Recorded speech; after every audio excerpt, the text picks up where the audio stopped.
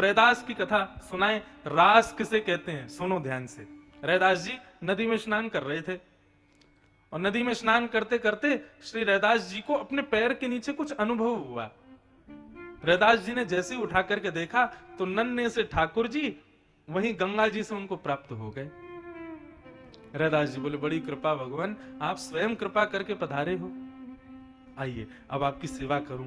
रैदास जी ले गए अपनी कुटिया में जाकर के धीरे धीरे धीरे धीरे करके ठाकुर जी के सेवा को बढ़ाया। एक संग ही सब व्यवस्था नहीं की, जो जो व्यवस्था होती गई रैदास जी वो करते थे। रैदास जी की भक्ति की पराकाष्ठा ऐसी बताते हैं कि श्री रैदास जी भ्रमण बहुत करते थे। कभी जगन्नाथपुरी चले गए, कभी वृंदावन, कभी अयोध्या, द्वारिका, बद्रीनाथ, रंगनाथ, सब जगह तीर्थों में घूमते रहते थे। लेकिन जब से उनके ठाकुर जी घर में आ गए तब से रैदास जी का तीर्थों में जाना बंद हो गया। क्यों? रैदास जी तो कहीं भी भिक्षा मांग के खा लेते थे, अब ठाकुर जी का तो सुच्चा भोग लगाना पड़ेगा, अमनिया भोग लगाना पड़ेगा। किसी के यहाँ का बना हुआ ऐसे थोड़ी रख देंगे ठाकुर जी के आगे। रैदास जी को बड़ा कष्ट होता था कि अब मैं तीर्थों में नहीं जा पाता जब से ठाकुर जी आए हैं। तो रैदास जी ने एक नियम बनाया, भाव पक्ष को आगे रख के अपनी कुटिया में ही सारे तीर्थ प्रकट कर दिए। ये कोना बद्रीनाथ, वो कोना रंगनाथ, ये कोना वृंदावन, ये कोना आदि आदि। इस प्रकार अपनी कुटिया में ही ठाकुर जी को सजाते धजाते और उनको उठा करके ले जाते, एक कोने में रख देते और कहते ठाकुर जी आज रामेश्वरम आए हैं हम। कोनों का नाम ही रख दिया। और विश्वास माने रैदास जी की भक्ति ऐसी थी कि जेठ की भरी गर्मी में रैदास जी अपने ठाकुर जी को यदि भाव में अपनी कुटिया में बद्रीनाथ ले जाते थे ना तो उनके गांव में बर्फ गिरने लगती थी, ब्यार ठंडी बहती थी, लोग सॉल कंबल ओढ़ के घूमते थे। कोई पूछता अरे भाई जेठ का महीना कंबल ओढ़ के घूम रहे हो? बोले आज जरूर रैदास के ठाकुर जी बद्रीनाथ गए होंगे, तभी पूरे गांव में सर्दी हो रही है।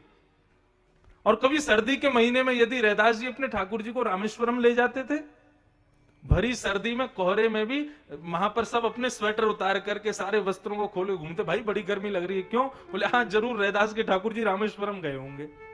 ऐसी भक्ति थी रैदास की। परंतु रैदास के इस भाव से जितने लोग आनंदित हो रहे थे उतने लोग उससे जलने भी लगे। रैदास जी एक विजातीय थे, एक उच्च श्रेष्ठ कुल में जन्म नहीं था उनका। लोगों ने जाके राजा से शिकायत कर दी, ठाकुर जी की सेवा का अधिकार तो केवल ब्राह्मण क्षत्रिय वैश्यों को है। ये रैदास एक छोटी जाति का ठाकुर जी की सेवा करता है, अपराध कर रहा है और इसका अपराध पूरे गांव को भोगना पड़ेगा राजन। राजा ने कहा भाई ऐसा कोई काम नहीं होना चाहिए, रैदास को बोलो अपने ठाकुर जी राजघर में जमा करवा दे। रैदास को बुलाया, रैदास से कहा भैया तुम अपने ठाकुर जी या तो इन ब्राह्मणों को दे दो या फिर हमारे राजभवन में दे दो, तुम सेवा नहीं कर सकते। रैदास जी बोले मैं कहीं से खरीद के नहीं लाया हूं इनको, या मैं कहीं से मांग के नहीं लाया हूं, ठाकुर जी स्वयं सेवा करवाने खुद आए हैं मेरे पास में। रैदास जी कहते हैं सो ही सुहागन प्रिय जाही रीझ हैं। सुहागन कौन? जिससे ठाकुर जी रीझ जाए। कैसा तेरा मेरा? आपके और मेरे नहीं है ठाकुर जी, जिससे रीझ जाएं उसके। हमारे श्री गिरधर लाल जी, अब मैं एक रामानुजी परंपरा का अनुयायी और वे पुष्टि मार्ग के ठाकुर जी अपने आप आए हैं, हम कोई लेके नहीं आए इनको, कहीं से खरीदे नहीं हैं। और एक बात और कह दूं, कभी भी ना तो पूछना, कई लोग आके मेरे से पूछ लेते हैं ना आप कितने के खरीद के लाए अपने ठाकुर जी, तो मन करता है अच्छा तुम अपने बालक कितने के खरीद के लाए दुकान से? बालक नहीं खरीदे महाराज जी, मैंने भी अपने ठाकुर जी नहीं खरीदे। खरीदना क्यों बोलते हो? ये कोई पाषाण है, कोई पत्थर है? ठाकुर जी हमारे अपने आप आए हैं। सुहागन जो हो, सुहागन कौन? सौभाग्यवंत कौन? जिससे वो रीझ के उसके पास चले जाएं। सो ही सुहागन प्रिय जाही रीझें। कहां से आते हैं, कैसे आते हैं, ये लीला तो ठाकुर जी जाने।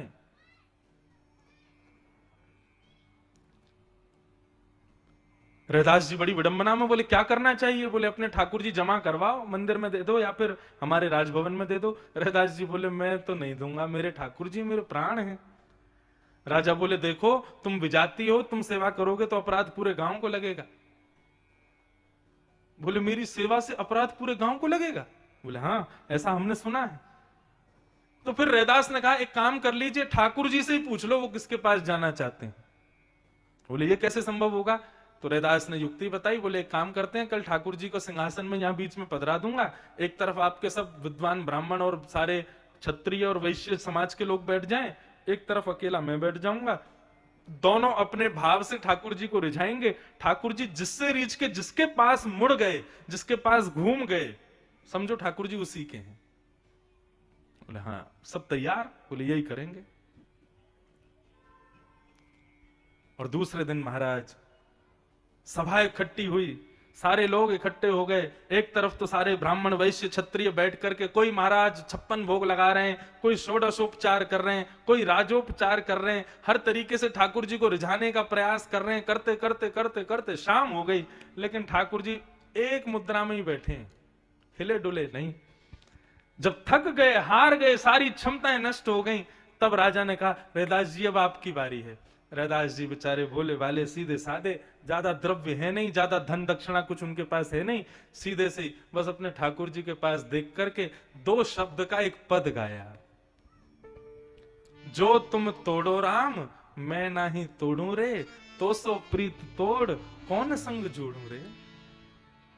हे नाथ यदि तुम जाना चाहो तो तुम्हारी राजी है, लेकिन यदि मुझसे पूछा जाए तो मैं तो नहीं छोड़ूंगा आपको।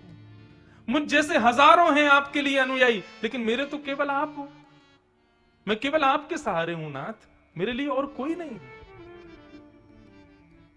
जो तुम तोड़ो राम मैं नहीं तोड़ू रे, तो सो प्रीत तोड़ राम कौन संग जोड़ू रे, जो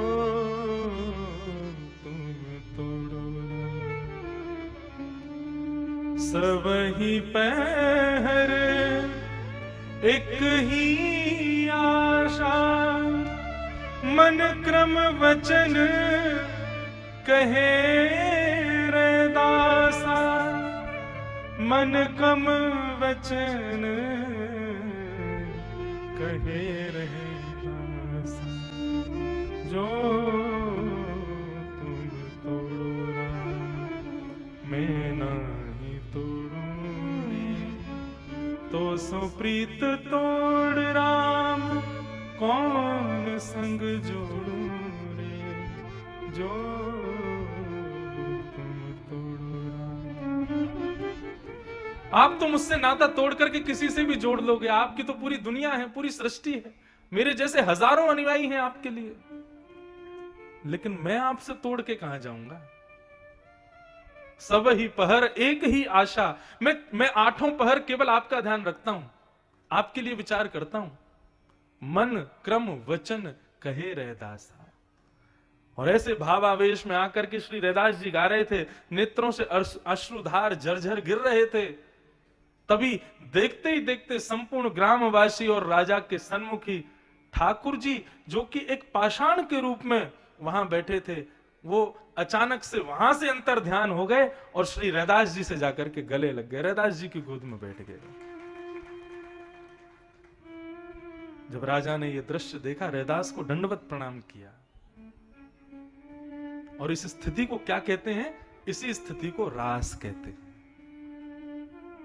जब भक्त भगवान से मिलने के लिए तड़पे वो रस है, लेकिन ठाकुर जी जब अपने भक्त से मिलने के लिए तड़पते हैं वो रास है। ऐसी रास की स्थिति हमारी हो जाए, इसके लिए कथा सुनते हैं हम। अपनी वैष्णवता, हमारे भाव इतने परिपक्व, इतने सुदृढ़ हो जाएं कि उस भाव के बंधन में ठाकुर जी बंध जाएं, कुछ ना कर पाए। हम जो चाहें वह ठाकुर जी को प्रिय हो, तब मानो कि रास हो रहा है।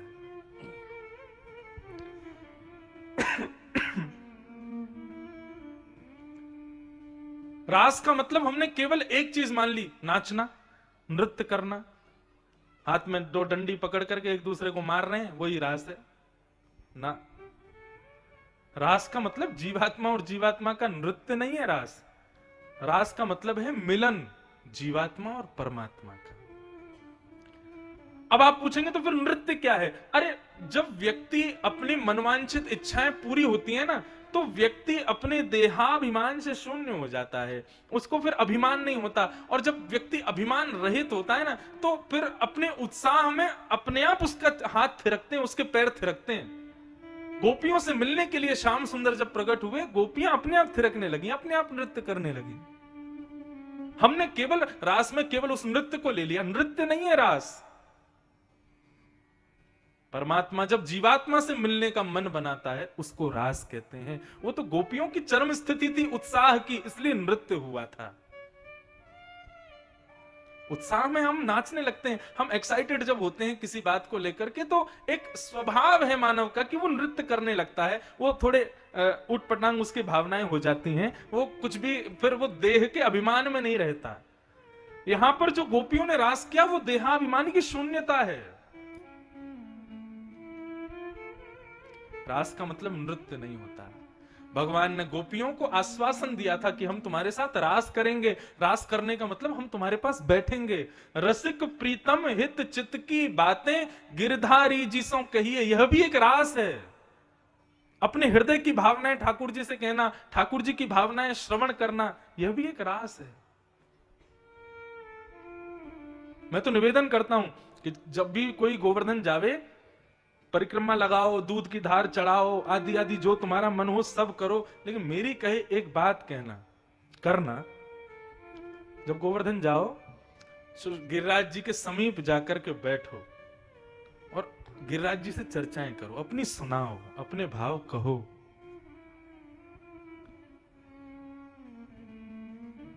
ठाकुर जी से पूछो आप कैसे हो, हे गोवर्धन नाथ आप कैसे हो।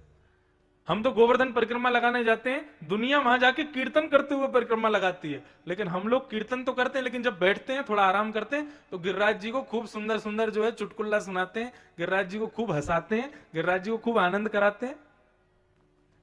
एक प्रियतम प्रियतमा के मिलन की तरह ठाकुर जी से मिलो, वो रास है। मुझे कहने में कोई अभिमान के रूप में कह रहा हूं, अहंकार के रूप में नहीं, लेकिन ये गिरधर लाल जो पधारे हैं ना, ये रास हुआ है मेरे साथ। मैं नहीं लाया था उनको, वो स्वयं पधारे। बस इतना याद है, मेरे पूज्य नाना जी कहा करते थे कि गोवर्धन वासी सांवरे तुम बिन रहो ना जाए।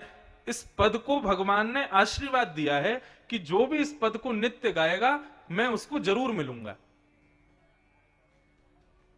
नाना जी की आज्ञा से मैंने इस पद को गाया। आज पुष्टि मार्गी वैष्णव इस पद को खूब सुनते हैं, और इस पद का प्रभाव हुआ। मैं अपने जीवन में पहली बार नाथ द्वार गया था 2019 में, 2018 में नहीं, 2019 में जनवरी में, और श्रीनाथ जी का दर्शन किया तो श्रीनाथ जी के सामने खड़े होकर के इस पद की दो पंक्तियां गाई।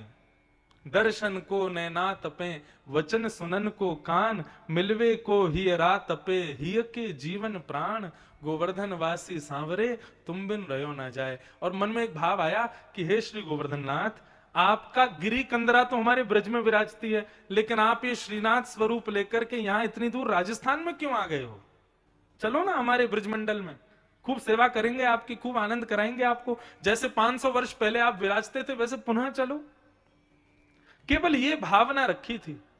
मंदिर से निकल करके मैं बाहर गया तो अपनी ही कथा की कहीं धुन सुन रहा था। मैंने, मेरी कथा कौन सुन रहा है? और तभी देखा तो एक दुकानदार, उसके यहाँ बहुत सारी मूर्तियां थी ठाकुर जी की, वो एक मूर्ति को छेनी हथौड़ा से सिद्ध कर रहा था और कथा सुन रहा था। मैं जब उसके पास जाके खड़ा हुआ, उसने जैसे ही देखा, वो देख करके बिल्कुल आनंद निमग्न हो गया। बोले, अरे आप श्री इंद्रेश जी महाराज है। मैंने कहा जी। 2 मिनट बैठिए, मेरी दुकान पे बैठो, आपका एक उपहार मेरे पास रखा है। मैंने कहा मेरा क्या उपहार भैया, आप कथा सुन रहे थे इसलिए रुक गया मैं। बोले नहीं, आपको भी बताता हूँ। और इतने में ही भीतर से बढ़िया सुंदर एक वस्त्र में लिपटे भय हमारे लाल जी, गिरधर लाल जी, लाके मेरी गोदी में धर दिए। बोले ये आपके हैं, अब आपको इनकी सेवा करनी है। मैंने कि मैं श्रृंगार का सा भी नहीं जानता हूं, कैसे श्रृंगार करूंगा मैं, मुझे नहीं आता। बोले वो ये सब करा लेंगे, आपको मित्र की बहुत जरूरत है, आप चाहते हो गोवर्धन नाथ ब्रज में आ जाए। मैंने तुमको कैसे पता मैं चाहता हूं गोवर्धन नाथ ब्रज आ जाए? बोले नहीं, ऐसा भाव आया, अब आप इनको लेके जाओ, आप इनकी सेवा करो। और उसने कहा कि ये जो ठाकुर जी हैं ये 5 वर्षों से आपकी प्रतीक्षा कर रहे हैं। मैंने कहा क्यों? बोले इनका निर्माण मैंने तब किया था जब आपने द्वारिका में पहली कथा की थी, और आपकी कथा सुनते हुए मैंने इनका निर्माण किया। तब मैंने मन में विचार किया कि ये ठाकुर जी तो मैं इन्हीं व्यास जी को दूंगा जो कथा जिनकी मैंने सुनी है। और 5 साल से प्रतीक्षा कर रहा, आप अब आए हो, आप लेके जाओ। ये रास नहीं है तो क्या है, स्वयं ठाकुर जी पधारते हैं। स्वयं की स्थिति ऐसी करनी है कि लाल जी आपके पीछे पीछे भगे आमे, संग आमे, संग रहे, संग खामे, संग सोमे, सब संग संग लीला करें। और मैं ये इसलिए नहीं कह रहा कि मैं अपने आप को बड़भागी बता रहा हूं कि मेरे पास लाल जी आए। मैं चाहता हूं ऐसे लाल जी कथा सुनने वाले देवास, इंदौर आदि क्षेत्रों के सबके घर में आ जाएं, अपने आप आ जाएं। ऐसे लाल जी सबके घर में आके सेवा करवा में। लेकिन वो कब करवाएंगे? जब स्वयं की स्थिति रास की करोगे, स्वयं को गोपी मान करके अपने भाव स्वभाव सब में परिवर्तन लाके रस युक्त हो जाओगे, तब उस रस को, तुम्हारे हृदय के उस रस को चखने के लिए ठाकुर जी स्वयं आएंगे। वही रास है। अभी तक रास हुआ नहीं है, अभी तो रस की स्थिति में है हम सब, पर ये रास हो उसी के लिए कथा सुन रहे हैं। और फिर कोई कहे ये तुम्हारे ठाकुर जी कहां से लाए, कितने के लाए, कितने रुपया के लाए, तो मीराबाई का एक पद सुना देना। कोई कहे सस्तो, कोई कहे महंगो, कोई कहे सस्तो, कोई कहे महंगो, कोई कहे सस्तो, कोई कहे महंगो, पर ये तो आवत प्रेम के मोल रे। कोई कहे कितने के खरीदे? बोले भैया प्रेम, प्रेम रूपी दक्षिणा के खरीदे, तुम पे हो तो खरीद लाना, नहीं तो नहीं आएंगे तुम्हारे पास। ये कोई नोटों से थोड़ी आते हैं, कोई रुपया से थोड़ी आते हैं, ये प्रेम से आते हैं। रस क्या है? भक्त जब भगवान को स्वीकार करे तब रस है। और रास क्या है? जब भगवान अपने वैष्णव को स्वीकार करें, अपने प्रिय को स्वीकार करें, तब समझो रास है। और ये जो रास पंचाध्याय की कथा है, ये उसी की कथा है कि यहां पर ठाकुर जी ने गोपियों के उस हृदय के प्रेम भाव को स्वीकार किया, उसी को रास कहते हैं। गोपियां यमुना स्नान करने जाती हैं, कात्यायनी से भगवान को पति रूप में मांगती हैं। कात्यायनी महामाये महायोगिन्यधीश्वरी, प्रार्थना करते हुए भगवान को पति रूप में जब मांगती हैं, तब भगवान को एक दिन गोपियों का यह भाव पता चलता है। और भगवान जाकर के गोपियों से कहते हैं हमको सब पता है कि आप कात्यायनी पूजन करने जाती हो, हमको पति रूप में मांगती हो। पति रूप में मांगने का मतलब क्या है? पति रूप का मतलब केवल विवाह करना नहीं होता है। पति का शब्द का अर्थ होता है रक्षक,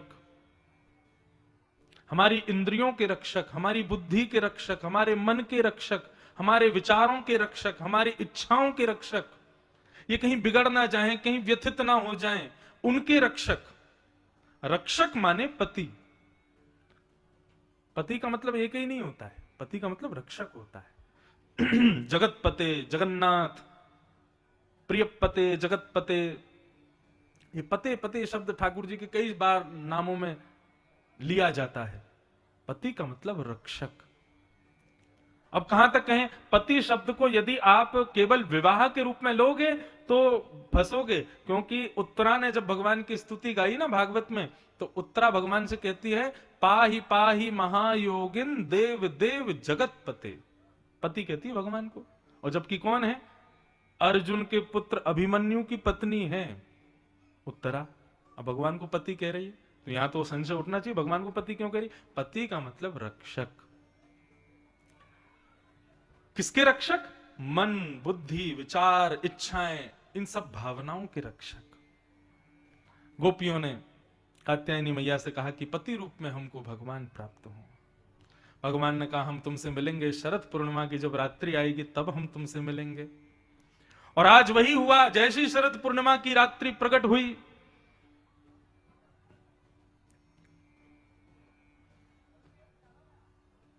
सब गोपियां आनंदित हो गईं। ये तो वही काल है, ये तो वही समय है जिसके लिए ठाकुर जी ने हमको आश्वासन दिया था कि वो हमसे मिलेंगे।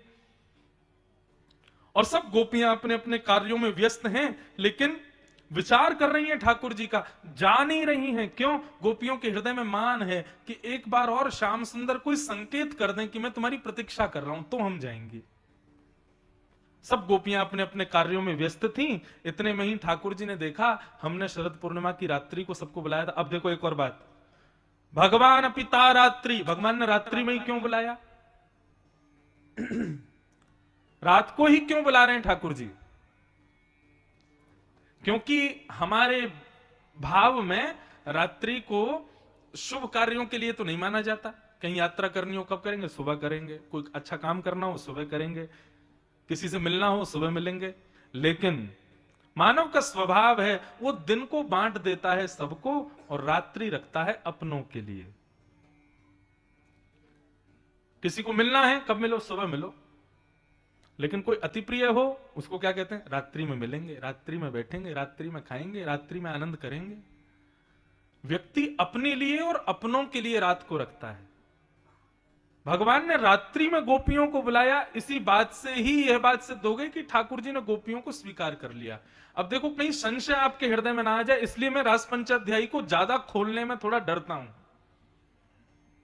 भगवान गोपियों से मिल रहे हैं, अब यहां पुरुष स्त्री मिलन को मत देखना, क्योंकि ठाकुर जी की उम्र इस वक्त है केवल और केवल 6.5 वर्ष की। 6.5 वर्ष के हैं ठाकुर जी। और गोपियां जो ठाकुर जी से मिलने आ रही हैं उनकी उम्र कितनी है? किसी की 90 साल है, किसी की 100 साल है, कोई 120 साल की है, कोई 80 साल की है, कोई बिना दांत वाली भी है, और कोई 6 वर्ष की कुमारी भी है। मतलब 6 वर्ष, कोई उम्र का एक टारगेट नहीं है, एक सीमा नहीं है कि यही उम्र वाले आ सकते हैं। यहां गोपियां जो मिलने के लिए ठाकुर जी से गई हैं, वयोवृद्ध से वयोवृद्ध है और कुमारी से कुमारी, सब गई हैं। तो इसका मतलब ये बात यहां स्वच्छंद रूप से स्पष्ट होती है कि ये कोई काम लीला नहीं है, ये काम विजय लीला है। काम पर विजय करके इस लीला को कर रहे हैं ठाकुर जी। सब गोपियां अपने अपने घरों में बैठी हैं, प्रतीक्षा कर रही हैं ठाकुर जी बुलाएं तो जाएंगी। ठाकुर जी ने अपने अधरों पर वेणु को रखा और सुंदर उसके छिद्रों को आच्छादित करके जैसे ही प्राण पिरोए, वंशी बजने लगी वृंदावन में। और अपने अपने घरों में व्यस्त, अपने अपने कार्यों में स्थिर समस्त गोपियों को जैसे ही वेणु का रव सुनाई दिया, वेणु का कलरव सुनाई दिया, सब गोपियां दौड़ने लगी ठाकुर जी से मिलने। अब यहां शुकाचार्य जी कहते हैं कि ठाकुर जी ने जो वंशी बजाई, जगौ कलम बाम दृशाम मनोहरम, वेणु में क्लीम शब्द को पिरोया ठाकुर जी ने। मतलब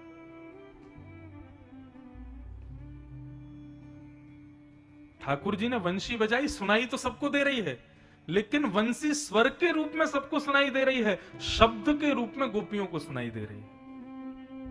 एक धुन बज रही है ऐसा सबको लग रहा है, लेकिन शब्द कान में आकर के कह रहे हैं चल रही गोपी तेरे श्याम सुंदर बुला रहे हैं, ये गोपियों को सुनाई दे रहा है। जो कृष्ण प्रेम में है उनको सुनाई दे रहा है। माफ कीजिएगा, कथा भी एक प्रकार का वेणुनाद है। बैठे तो हजारों लोग हैं, लेकिन कईयों को केवल साधारण वक्ता बैठ करके बोल रहे हैं, ऐसा प्रतीत होता है 4 घंटे काटने, टाइम पास करना है, उठ के जाना है, भोग खा के सोना है। कई लोगों के लिए कथा यहीं तक सीमित है, लेकिन कई लोगों के लिए कथा केवल एक शाब्दिक 4 घंटे की एक बैठक नहीं है। कई लोगों के लिए कथा एक अन्न के समान तृप्ति करती है, जल के समान प्यास बुझाती है, उनके हृदय में जाकर के उनके कई सारे संशयों को नष्ट करती है। ऐसे लोग जो कथा में बैठे हैं वो साक्षात गोपी स्वरूपा हैं। जो कथा को साधारण एक वक्तव्य के रूप में, एक बैठक के रूप में नहीं सुनते, एक टाइम पास के रूप में नहीं सुनते।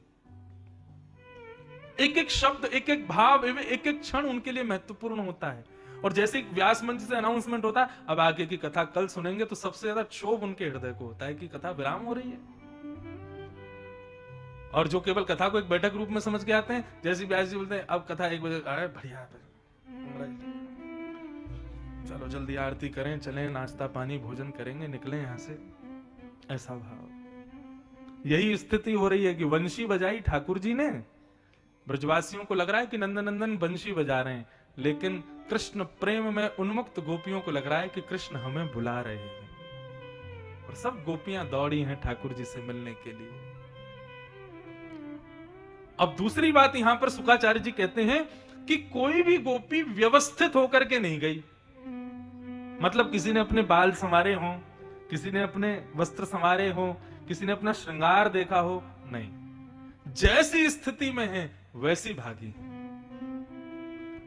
कोई गोपी गोबर से कंडा ऊप रही है, कंडा ऊपले थाप रही है, हाथ में गोबर लगा है, और इतने में ही वेणु का स्वर सुनाई देता है, तो गोबर वहीं छोड़ के हाथ में गोबर लगा वैसे ही दौड़ती है ठाकुर जी से मिलने। ये भी विचार नहीं कर रही कि मैं हाथ तो धो लूं, इतनी तत्परता। कोई गोपी दोहन कर रही है गाय के दूध का, इतने में ही जैसे ही वेणु ध्वनि सुनाई देती है दौड़ती है। कोई गोपी अपने पति को भोजन करा रही, पति कहता है दाल में थोड़ा राम रस कम है, देवी थोड़ा राम रस लेके आना, राम रस लेने रसोई घर में गई, इतने में ही वेणु की ध्वनि सुनाई दी, इतनी विचलित हो गई, इतनी व्याकुल हो गई, क्या करूं, कैसे करूं। राम रस की जगह शक्कर उठा के ले गई और पति की दाल में झोंक करके भागी सीधी ठाकुर जी से मिलने। कोई अंज लोचने, कोई अपना श्रृंगार कर रही है, आंखों में काजल लगा रही है, लेकिन जैसे ही वेणु का रव सुनती है, अब हाथों की जो स्थिरता है वो कांपने लगती है, हृदय जो है वो कंपन करता है, वो स्थिरता, वो धैर्यता नष्ट हो जाती है हृदय की। मन कहता अरे जल्दी चल, जल्दी चल। अपना श्रृंगार भी पूरा नहीं कर पाती, आधे अधूरे श्रृंगार में दौड़ती है। कोई गोपी श्रृंगार कर रही है, आंख में काजल लगाती है, लेकिन तभी वेणु रव सुनाई देता है, आंख का काजल थोड़ा सा मिट जाता है, तो मन विचार करती है अब कहां से इसको संवारूं, इतना समय नहीं है। पूरे काजल को हाथ में मल करके पूरे मुंह पे लगा लेती है और दौड़ती है ठाकुर जी से मिलने। यदि गोपियों की उस स्थिति को हम सामान्य लोग देखेंगे तो ऐसा लगेगा प्रेत भूतों की कोई मंडली खड़ी हो, किसी के बाल बिखरे हैं, किसी के वस्त्र बिखरे हैं, किसी के हाथ में गोबर लगा है, किसी की आंखों का काजल फैल रहा है, किसी के मुखमंडल पे काजल लगा है। लेकिन ठाकुर जी क्या कहते हैं, आओ परम सुंदरियों का मैं स्वागत करता हूं। स्वागतम वो महाभाग प्रियम किम करवाणि वा ब्रजस्या नामयं कश्चित् ब्रूतागमन कारणम। पहले तो ठाकुर जी ने खूब प्रशंसा की, आहा परम सुंदरी गोपियां आई हैं, स्वागतम स्वागतम, सबका बहुत स्वागत है। जैसे ही ठाकुर जी ने सुंदरी कहा ना, मानो नाथ उसी में प्रसन्न हो गए। मैं एक दिन कथा में कह रहा था ना, यदि आप मेरे मन के भाव पूछो, आप क्या चाहते हो ठाकुर जी से, क्या मिले आपको? ठाकुर जी सामने खड़े हो जाएं, ठाकुर जी आपके संग बैठ जाएं, ठाकुर जी आपके संग भोजन पावें, खेलें कूदें, क्या चाहते हो? मैंने कुछ नहीं, केवल एक बात, भले ही प्रत्यक्ष नहीं आवे, स्वप्न में आ जाएं, लेकिन आकर के एक क्षण के लिए आके केवल इतना कह दें कि तू मेरा है, बस। और फिर जीवन में कभी ना दिखे मुझे। वास्तविकता मैं नहीं चाहता फिर वो दोबारा कभी मेरे स्वप्न में आवे, मेरे सन्मुख आवे, बस एक बार आके ये कह जाएं कि तू मेरा है। मुझे ये भी नहीं सुनना कि वे कहें मैं तेरा हूं, वो तो मेरे हैं ही, लेकिन वो भी कह दें कि तू मेरा है। गोपियों के सुख के अनुभव करो। गोपियों को ठाकुर जी इतना ही नहीं कह रहे हैं, बुला करके कह रहे हैं, अरे परम सुंदरियों तुम्हारा बहुत बहुत स्वागत है। गोपियों का हृदय रूपी मयूर नृत्य करने लगा, रोंग खड़े हो गए। लेकिन एक क्षण बाद ही ठाकुर जी ने मानो जैसे वज्र मारा हो, क्या? ब्रूतागमन कारणम। इतनी रात्रि को आप सब अपने पति बच्चे परिवार सबको छोड़कर के मेरे पास क्यों आई हो? आपके आने का कारण क्या है? बस ये पूछ करके ठाकुर जी ने मानो गोपियों को अत्यंत कष्ट में डाल दिया। एक तो कोई सब कुछ छोड़ के तुमसे मिलने आवे, आधी रात में आवे, वो भी कोई कन्या आवे, कोई स्त्री आवे, और ऐसा भी नहीं कि एक बार के आमंत्रण पर आए, तुमने पुनः कहा है फिर वो आवे और तुम कहो तुम्हारे आने का कारण क्या है। इससे बड़ा कष्ट क्या होगा। गोपियां तो उसी समय अपने पैर के अंगूठे से जमीन में गड्ढे करने लग गई, कुछ बोली नहीं। भगवान बोले ये क्या कर रही हो? बोले कुछ नहीं, गड्ढा खोद रही है। क्यों? इसमें कूद करके प्राण त्यागेंगी अपने। क्यों प्राण क्यों त्यागोगी? गोपियां बोली क्योंकि इस जन्म में तो तुम मिलने वाले हो नहीं, तुमको तो पता नहीं है हम क्यों आई हैं, इसलिए हम तुमको देखते देखते यही गड्ढे में अपने प्राण त्याग देंगी। तो तुम्हारे शास्त्र कहते हैं ना, अंते यामति सा गति, अंत में जो सोचते हैं अगले जन्म में मिलता है। तुमको देखते देखते मरेंगी लेकिन तुम्हारा पीछा नहीं छोड़ेंगी, अगले जन्म में मिलेंगी तुमसे। गोपियों को भगवान ने समझाया और यहां पर भगवान पातिव्रत धर्म का नियम बताने लगे। पातिव्रत धर्म किसे कहते हैं? तब यहां पर भगवान ने बड़े सुंदर सुंदर भाव कहे। किसी को यदि पातिव्रत धर्म जानना हो तो श्रीमद् भागवत के रास पंचाध्यायी के पहले अध्याय में ही श्री भगवान वाच, वहां से लेकर के, और वो 10-11 श्लोक हैं, 10 श्लोक हैं, ये पूरे पातिव्रत धर्म हैं। भगवान ने बहुत सुंदर विवेचना की कि पतिव्रता नारी का धर्म क्या होता है। लेकिन उसका एक श्लोक बहुत सुंदर है जो मैं कहना चाहूं। जो लोग पातिव्रत धर्म को निभाती हैं माताएं ध्यान से सुने। भगवान कह रहे हैं, भर्तु स्वस्व भर्तु शुश्रूषणं स्त्रीणां परो धर्मो ह्यमायया तद्बन्धूनां च कल्याणं प्रजानां चानुपोषणम्।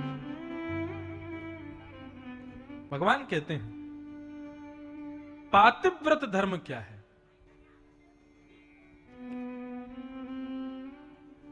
केवल अपने पति से प्रेम करना, उसका ध्यान रखना, उसके ख्याल का भाव रखना, उसने भोजन किया कि नहीं, वो सोया कि नहीं, उसने कुछ खाया कि नहीं, आदि आदि जो भी एक भाव रखती है पत्नी पति के प्रति, वही केवल पातिव्रत धर्म नहीं कि पति कैसा है। यहां पर भगवान कहते हैं तद बंधूनाम च कल्याणम, उसके भाई, उसके माता पिता, उसके संपूर्ण परिवार की कल्याण की जिम्मेवारी जो रखे वो पातिव्रती नारी है। केवल पति ही मेरा सर्वस्व है, उसके अतिरिक्त और किसी के प्रति भाव ना रखे, ये पातिव्रत धर्म नहीं है। पातिव्रत धर्म सबका ख्याल रखा जाए, वो पातिव्रत धर्म है। भगवान पातिव्रत धर्म बता रहे थे और गोपियों से कहने लगे तुम सब अपने पतियों को छोड़ के आ गई इतनी रात में। तुमको पता है पातिव्रत धर्म में कितनी शक्ति है। पतिव्रता नारी यदि क्रोध भर के हरे भरे वृक्ष को देख ले तो उसके पातिव्रत धर्म के प्रभाव से वो जल करके राख हो जाएगा वृक्ष। पतिव्रता नारी यदि क्रोध भर करके किसी साधारण मानव को देख ले विकलांग हो जाएगा वो, इतना बल होता है पातिव्रत नारी में। पतिव्रता नारी यदि कृपा भर के किसी को देख ले तो कोई भी दैवी विद्या, कोई भी अशुद्ध विद्या उसका अनादर, उसका कुछ बिगाड़ नहीं सकेगी। रक्षक बनकर के पतिव्रता नारी की दृष्टि खड़ी होती है। पतिव्रता नारी के बड़े धर्म बताए यहां ठाकुर जी ने। और फिर एक कथा भी सुना दी। गोपियों से बोले एक ब्राह्मणी थी, अपने पति की बड़ी सेवा करती थी। पति उसके अग्निहोत्री ब्राह्मण थे, रोज अग्निहोत्र करते थे, हवन करते थे। एक दिन हवन के पश्चात पति थोड़े थक गए तो सोने लगे। पत्नी ने अपनी गोद में उनका सर रख लिया और हवा करने लगी, अपने पति की सेवा करने लगी। तभी उस कन्या का एक छोटा सा बालक घुटने से चलता चलता अग्निकुंड की ओर जा रहा था। पता है गोपियों क्या हुआ? वो बालक अग्निकुंड में जब गिरने लगा तो उस मां ने मन में भाव रखा मैं उठ करके जाऊंगी, मेरे पति की नींद खुल जाएगी। और पति की नींद खुल गई। पति को यदि किसी प्रकार का अभी श्रम देखना पड़ा तो मेरा पातिव्रत धर्म थोड़ा सा सूक्ष्म हो जाएगा। हे नाथ, हे अग्निदेव, यदि मेरा पातिव्रत धर्म दृढ़ हो, मेरे बालक की रक्षा करना। पता है गोपियों क्या हुआ? जब थोड़ी देर बाद उसका पति उठा ना, वो दौड़ करके गई, अग्निकुंड में नीचे जाकर के देखा तो अग्नि के अंगारे पुष्प बन गए थे और उसका बालक वहां खेल रहा था। ये धर्म है पातिव्रत धर्म। इतना बल है पतिव्रता नारी के संकल्प में। चलो जाओ, वापस लौट जाओ। इतनी रात गए, मेरे पास आने का कोई मंतव्य नहीं है। अपने पति की सेवा करो, अपने बच्चों के पास जाओ, अपने घर परिवार को देखो। ठाकुर जी यही करते हैं। जब पहली बार उनके सन्मुख कोई आता है और उनसे थोड़ा प्रेम करने लगता है, तो ठाकुर जी संसार का प्रलोभन देते हैं। भाई इसका ध्यान भी तुझे रखना है, इसका ख्याल भी तुझे रखना है, ये भी तुझे संभालना है, जैसे इन गोपियों को बता रहे हैं।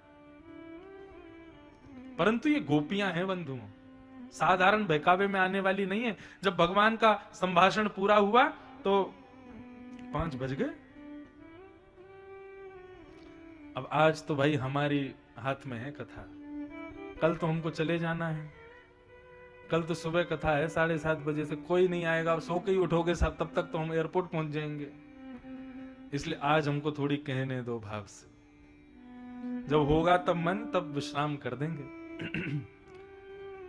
ये गोपियां हैं बंधुओं, साधारण बहकावे में आने वाली नहीं है। गोपियां बोली आपका हो गया हो तो अब हम कुछ कहें? भगवान बोले हाँ हाँ आप कहो। और तब गोपियों ने एक उपगीत गाया। जैसे गोपी गीत है, ये प्रमुख गीत है, ऐसे एक उपगीत है, उसका नाम है प्रणय गीत। ये प्रणय गीत गोपियां गा रही हैं। वो क्या कहती हैं? मैवं विभोरहति भवान गदितुं नृशंसम् संत्यज्य सर्व विषयांस्तव पादमूलम् भक्ता भजस्व दुर्लभ ग्रहमात्यजास्मा देवो यथादि पुरुषो भजते मुमुक्षु। गोपियां एक बहुत सुंदर बात कहती हैं। बोले कन्हैया, भक्त की बनने की प्रक्रिया और भात की बनने की प्रक्रिया लगभग एक जैसी होती है। जैसे भात बनता है, चावल, धान पहले कुटेगा, धान कुटा से उसको कूटा जाएगा, उसके छिलके को अलग किया जाएगा, खौलते हुए पानी में उसको उबाला जाएगा। जब उबलता हुआ पानी उसके गर्भ तक को नरम कर देगा, तब वो भात बनेगा और खाने वाला उसमें दाल मिला के खा जाएगा। ठीक ऐसे ही कन्हैया, भक्त भी बड़ी मुश्किल से बनता है व्यक्ति।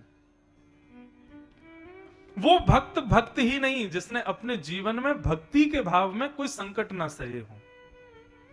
एक भगवान की परम भक्ता थी, उनका नाम था सक्कूबाई। क्या नाम था? जोर से बोलो, हाँ पता चले सो तो नहीं रहे हो। सक्कूबाई। सक्कूबाई एक ऐसे खानदान में उनका जन्म हुआ था कि जिसमें बच्चों की नींद घंटी की आवाज और शंख की आवाज से खुलती थी। ये बात मैं क्यों कह रहा हूं? जिस घर के बालक शंखनाद और घंटीनाद से उठते हैं, ऐसे घर के बालक दीर्घ बुद्धि वाले होते हैं और उनके घर से लक्ष्मी कभी नहीं जाती, भगवत भक्ति सदा विद्यमान रहती है। ऐसे कुल में जन्म हुआ सक्कूबाई का। पिताजी भी बड़े उपासक भक्त थे, मां भी बड़ी उपास्य थी, पूरा परिवार उनका बड़ा भक्त था, दैवी भक्त था। गोपाल जी की खूब सेवा करती थी सक्कूबाई। लेकिन बंधुओं, कन्या को परिवार कैसा मिलेगा ये कोई नहीं जानता, क्योंकि विवाह हुआ उस दिन करोड़पति थे, पता चला 2 साल बाद कुछ नहीं है। और जिस दिन विवाह हुआ पता था कि बिल्कुल कुछ भी नहीं थे, लेकिन कन्या के घर आने से करोड़पति बन गए। तो कन्या कैसे घर में जाएगी ये कोई नहीं बता सकता। सक्कूबाई एक परम संपन्न परिवार से थी, बड़े अच्छे पिता उनके, बड़ी अच्छी मां, घर में खूब भक्ति होती थी, गोपाल जी की खूब सेवा होती थी। लेकिन उनका विवाह एक ऐसे खानदान में हुआ, भक्ष भक्ष खाने वाले लोग, मदिरा पीकर के रात्रि में सोने वाले लोग, भक्ति भाव से दूर दूर तक कोई संबंध नहीं, मंदिर में ही पादुका पहन करके चले जाते हैं, असत्य संभाषण करते हैं, बड़ी कड़वी वाणी बोलते हैं। ऐसे घर में सक्कूबाई का विवाह हुआ। प्राचीन काल की थी सक्कूबाई, जैसा घर मिला स्वीकार किया। कुछ सालों तक सक्कूबाई ने प्रयास किया कि यहां भी गोपाल जी की पूजा शुरू हो, सेवा शुरू हो, मांस भक्षण बंद हो, मंदिरा सेवन बंद हो। लेकिन सक्कूबाई अपने प्रयास के आगे हार गई, उनका परिवार नहीं सुधरा और स्थिति हो गई कि सक्कूबाई को भी कथा में जाने से प्रतिबंध, मंदिर जाने से प्रतिबंध, घर में भी पूजा करने से प्रतिबंध। जबरदस्ती पति परिवार के लोग मांस आदि उनसे बनवाते थे और सक्कूबाई बहुत रोती थी और ठाकुर जी से केवल इतना पूछती थी, मुझे केवल यह बता दो मेरा अपराध क्या था। मेरे पिता भक्त, मेरी मां भक्त, मैं जन्म से आपकी भक्ति करती आई, ऐसा परिवार मुझे क्यों दिया आपने। एकांत में बैठ के बहुत रोती थी सक्कूबाई। एक दिन जिस नगर में सक्कूबाई रहती थी उस नगर के एक सेठ ने कथा करवाई और कथा की शोभा यात्रा सक्कूबाई के घर के बाहर से जा रही थी। सब लोग भागवत जी को माथे पर रख करके नाचते गाते हुए, फूल बरसाते हुए, उत्सव मनाते हुए, कीर्तन करते हुए जा रहे थे। सक्कूबाई बर्तन मांज रही थी, रो रही थी, ठाकुर जी को याद कर रही थी और इतने में ही जैसे उसको कीर्तन सुनाई दिया, 2 वर्ष बाद जब उसने कीर्तन सुना, मानो सक्कूबाई को इतनी शांति मिली, इतना हृदय उसका निर्मल हो गया। अब तो व्याकुल हो गई कि मैं कैसे कथा में जाऊं, थोड़ी देर कथा सुन करके आऊं। अपने जंगले से झांक करके देखने लगी, मन में विचार करने लगी, बस थोड़ी देर के लिए मुझे अनुमति मिल जाए, मैं कैसे भी चली जाऊं, आनंद करके आऊं, बड़ा सुख मिलेगा। सारे काम व्यवस्थित करके घर के और अपनी सास के पास गई और जाके बोली, मां आपकी आज्ञा हो तो मैंने घर के सारे काम कर दिए, भोजन भी बना दिया, बर्तन मांज दिए, कपड़े लगा दिए, पोंछा कर दिया, अब आपकी आज्ञा हो तो अब बस सोने के लिए आप भी जाओगी, मैं भी जाऊंगी, दोपहर का समय है, यदि आप आज्ञा कर दो तो मैं कुछ क्षण के लिए कथा सुनने चली जाऊं। सक्कूबाई की सास बड़ी खतरनाक थी, डंडा लेकर के बैठती थी। वो कैसे जाएगी? सास कौन? जिसके मारे बहू की सांस रुकी रहे वही सास। सक्कूबाई को डांट फटकार के भगा दिया। सक्कूबाई बेचारी आ गई, ठाकुर जी को ही कोसने लगी, तुम ही हो, मेरी सास अच्छी है, मेरे ननद अच्छी, मेरे पति अच्छे, सब अच्छे हैं, तुम बुरे हो, तुम नहीं चाहते कि मैं तुम्हारी कथा में जाऊं, तुम नहीं चाहते कि मैं तुम्हारी सेवा करूं, तुम बुरे हो। ठाकुर जी को कोसने लगी, रुदन करने लगी। आज ठाकुर जी को दया आ गई सक्कूबाई पर और ठाकुर जी ने ऐसी लीला की कि ठाकुर जी सक्कूबाई की सास बन के प्रकट हो गए और प्रकट होकर के आए और आकर के सक्कूबाई रो रही थी। सक्कूबाई से आके कहा, अरे सुन, वही लहेजा, वही टोन, वही स्वरूप, और ठाकुर जी हैं। लेकिन ठाकुर जी आए, अच्छा सुन, कितने बजे तक चलेगी कथा? 6 बजे तक चलेगी, चल जा कथा सुन ले, लेकिन 6 बजे आ जाना, नहीं आई तो फिर देखना तेरी क्या हालत करूंगी मैं। सक्कूबाई तो इतनी खुश होगी, मैं सच में चली जाऊं? बोले हाँ जा, मैंने अनुमति दी, जा जल्दी जा, और सुन प्रसाद लियो, मेरे लिए भी ले आइयो, जा सुन के आ कथा। सक्कूबाई को भरोसा नहीं हो कि ये मेरी सास है, वो तो बार बार चरण छुए, बोले ज्यादा चरण छुएगी तो रोक दूंगी तुझे, भाग यहां से जल्दी। सक्कूबाई गई, दौड़ करके कथा सुनी, खूब कीर्तन किया, खूब नाची कथा में। आज इतना आनंद हुआ सक्कूबाई को, कथा जैसे विराम हुई, प्रसाद लिया, खूब रोई आज कथा में। अपने लिए, अपनी सास के लिए प्रसाद लेकर के गई। अब ठाकुर जी तो चले गए थे, असली सास बैठी थी। जैसे ही उसने अंदर प्रवेश किया, सास डंडा लेकर के बैठी थी और जैसी सक्कूबाई को देखा महाराज, उसने कुछ पूछा नहीं, सीधा प्रहार शुरू।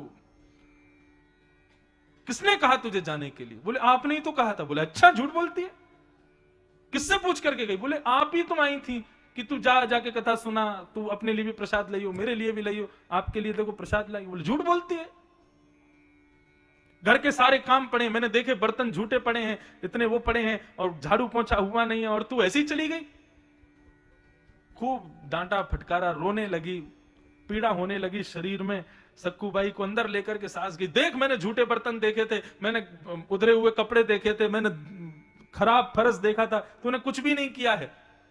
जैसे ही सास भीतर लेकर के गई, अंदर जाकर के बर्तन, वस्त्र और वो फर्श दिखाने लगी, तो सक्कूबाई बोली कहां हैं झूठे बर्तन? सास ने देखा तो वहां कोई झूठे बर्तन नहीं, देखा तो सारे वस्त्र बिल्कुल घई लगाए रखे हैं, देखा तो सारे फर्श बिल्कुल साफ हैं। वास्तविकता ये हुई कि जब सक्कूबाई कथा सुनने गई तो झाड़ू पोंछा बर्तन ठाकुर जी कर रहे थे, सक्कूबाई के पक्ष का। सक्कूबाई समझ गई कि ये कौन करके गया है और वो कौन आया था आज्ञा देने। आज सक्कूबाई बैठ गई रोने लगी, पुकारने लगी, और कितनी परीक्षा लेंगे आप मेरी, आ जाइए नाथ, प्रकट हो जाइए। आर्तनाद से जब सक्कूबाई ने पुकारा, त्रिभंग लली श्याम सुंदर वहीं प्रकट हो गए, और प्रकट होकर के सक्कूबाई को अपने हृदय में ही स्थापित कर लिया। ऐसी सक्कूबाई। भक्त और भात दोनों की बनने की प्रक्रिया बड़ी कठिन है। सब लोग इधर देखो, ध्यान से कथा सुनो। पीछे कुछ हुआ है क्या? पर काय को हल्ला मचाया? भक्त और भात दोनों ही मुश्किल से बनते हैं। मैं लोगों से पहले ही कह के चलता हूं कि भक्ति के पथ पर यदि चलना है तो ये बात दृढ़ निश्चित करके रखना कि अब तक जितनी आपत्ति विपत्तियां आती थी ना, मल्टीप्लाई इनटू 100 कर देना, भक्ति में उतनी आएंगी। और इसका मतलब ये नहीं कि भक्ति भाव में आपत्तियां आती हैं, ठाकुर जी कष्ट देते हैं। ठाकुर जी इसलिए देते हैं क्योंकि कष्ट जितने भी हमारे जीवन में आते हैं ना, हमारे प्रारब्ध के आते हैं। अब इस जन्म में जितने प्रारब्ध के भोग लेंगे, बचे हुए के लिए हमको दोबारा जन्म लेना पड़ेगा। लेकिन भक्त जब उर्दपुंड लगा लेता है, कंठी पहन लेता है, वैष्णव बन जाता है, तो ठाकुर जी कहते हैं अब इसको मुक्त करना है, इसको दोबारा जन्म ना लेना पड़े, इसलिए इसके जितने प्रारब्ध हैं सब एक संग भोगवाओ, इससे एक संग खत्म करवाओ। इसलिए ठाकुर जी एक के बाद एक, एक के बाद एक, एक के बाद एक देते रहते हैं, ताकि जल्दी तुम निवृत्त हो जाओ, जल्दी तुम्हारा सब कुछ खत्म हो और तुम आनंद से ठाकुर जी को प्राप्त करो। भक्त बनना साधारण नहीं है बंधु। गोपियां बोली आज हम सब छोड़ के आई हैं, अपने पति को, अपने परिवार को, अपने छोटे छोटे बच्चों को सब छोड़ के आई केवल तुम्हारे लिए, क्योंकि तुम गीता में अर्जुन से कहते हो सर्वधर्मान परित्यज्य माम एकम शरणम ब्रज। अब यहां पर लोग अर्थ निकालते, भगवान कह रहे हैं सर्वधर्मान परित्यज्य, सारे धर्मों को छोड़ के मेरे पास आओ। नहीं, यहां पर धर्म का मतलब मजहब नहीं है। धर्म का मतलब दो प्रकार के धर्म होते हैं, व्यवहार धर्म और आध्यात्मिक धर्म। यहां ठाकुर जी व्यवहार धर्म को छोड़ने की बात कर रहे हैं। सर्वधर्मान परित्यज्य, व्यवहार धर्म मतलब ये मेरी फूफा, ये मेरे बुआ, ये मेरी जीजा दीदी, ये मेरे ताऊ जी, ये रूठ ना जाए, बुरा नहीं मान जाए, इनको मनाना उनको मनाना, इन सबको छोड़ो, मेरी शरण में आओ। आज हम सब छोड़ के आपके पास आई हैं और आप हमसे कह रहे हो कि तुम वापस चली जाओ पति के पास। आपने बड़ा पतिव्रता नारी का धर्म समझाया, हम भी आपको समझा रही हैं। एक कन्या का विवाह हुआ, लेकिन पति से विवाह होते ही पति को विदेश जाना पड़ा। पत्नी ने कहा मैं भी चलूंगी साथ में। पति ने कहा तुमको नहीं ले जा सकता। तो पत्नी बोली मैं कैसे रहूंगी, मेरा पातिव्रत धर्म कैसे निभेगा। तो पति ने अपनी आकृति की एक मूर्ति पत्नी को दे दी और कहा जब तक मैं ना आऊं तब तक इसकी सेवा करो, इसको ही पति मान करके पूजो। अब पति के जैसी मूर्ति को ही वो खिलाती है, पिलाती है, सुलाती है, निलाती है, उसी से बातें करती है। कोई आज्ञा चाहिए हो तो पर्चियां डाल देती है, फिर एक उठा के अच्छा तुम ये चाहते हो, ऐसे करके अपना जीवन जी रही है। एक दिन वो अपने पति को सुला रही थी, उसके पास में सो रही थी, रात्रि का समय था, इतने में उसका असली पति आ गया। असली पति ने आकर के गेट खटखटाया, कन्हैया। अब उस पत्नी को क्या करना चाहिए? वो 5 साल से एक मूर्ति वाले पति की सेवा कर रही है, उसी को पति मानती है, पूर्ण रूपेण मूर्ति नहीं मानती। जैसे हम वैष्णव लोग मूर्ति नहीं मानते, साक्षात भगवान मानते हैं, ऐसी वो पति मानती है। और असली पति द्वार पर खड़ा है। क्या करना चाहिए बताओ? उसको उठ के जाना चाहिए? उठ के जाएगी तो एक पति का मान टूटेगा, और नहीं जाएगी तो असली पति द्वार पर खड़ा है। ठाकुर जी बोले इसमें कोई पूछने वाली बात ही नहीं प्रकट होती है। अरे जब असली पति द्वार पर आ गया तो नकली पति को छोड़ के जावे, द्वार खोले, उसको बुलावे। गोपियां मुस्कुराने लगी, बोले यही हमारा उत्तर है। ये सब मूर्ति वाले पति हैं जो हमारे घरों में बैठे हैं, जिनकी वजह से एक दिन हमारे मांग का सिंदूर चला जाएगा, जिनकी वजह से एक दिन हम विधवा हो जाएंगे। उन पतियों को छोड़ के अगर हम आज उसके पास आई हैं जिससे हमारा सौभाग्य अजर अमर हो जाए, तो हमने क्या गलत किया नाथ? आप अमर हो, आप अजर हो। आपको यदि पति मान लिया अपने सौभाग्य के लिए आप असली पति हो। अरे आप हमारे क्या, हमारे पतियों के भी पति हो। आपको यदि स्वीकार कर लिया तो हमने क्या गलत किया। और यदि आप चाहते हो कि हम सब वापस लौट जाएं तो चित्तम सुखेन भवता पहितम ग्रहेषु यन्ने विशस्यतु यन्ने विशस्यतु करावपि गुह्य कृत्ये पादौ पदं न चलतस्तव पादमूला यामः कथं ब्रजमथो करवाम किंबा। हे नाथ, यदि आप चाहती हो कि हम सब आपको छोड़ के वापस चली जाएं, चली जाएंगी, लेकिन हमारा मन जो आपके पास है वो हमें वापस कर दो। हमारा मन हमको लौटा दो भगवान। जो चित्त आप में लग गया है, जो मन आप में लग गया है, जो मन आप में रम गया है, अब वह वापस कर दीजिए हमको। हम अभी चली जाएंगे, क्योंकि बिना मन के ये पैर चलेंगे नहीं, बिना मन के हाथ काम करेंगे नहीं, बिना मन के हम कुछ कर नहीं पाएंगे। वो मन आपके पास है नाथ, मन हमको वापस कर दो। जैसी गोपियों ने कहा कि मन आपके पास है, ठाकुर जी प्रसन्न हो गए। ठाकुर जी बोले ये वास्तविक प्रेम है, ये निष्काम प्रेम है।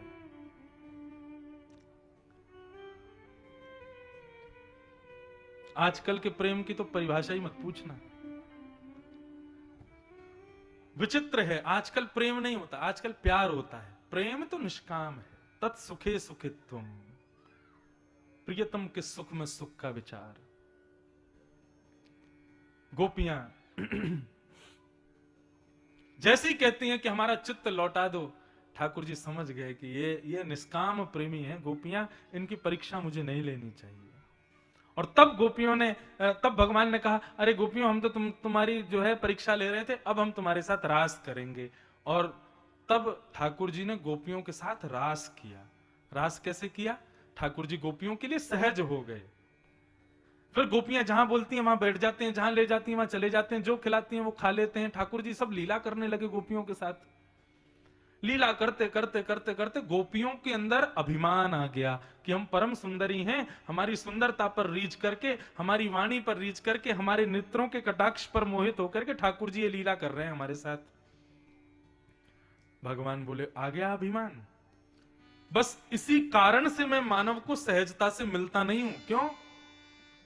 कुछ किया नहीं है उसने, केवल तिलक लगाने मात्र से उसको अभिमान हो जाता है। समझो यदि मैं प्रकट हो जाऊं, उससे दो बात कर लूं, कितना अभिमान हो जाएगा। भगवान को अभिमान प्रिय नहीं है, और इसी कारण से ठाकुर जी बोलते नहीं, शांत रहते, मिलते नहीं हमसे। अभिमान रहित रहो। गोपियों को अभिमान हुआ, जैसे ही अभिमान हुआ ठाकुर जी वहां से अंतर ध्यान हो गए। जैसे अंतर ध्यान हुए, गोपियों ने पुकारा, ढूंढा, नाथ तुम कहां हो?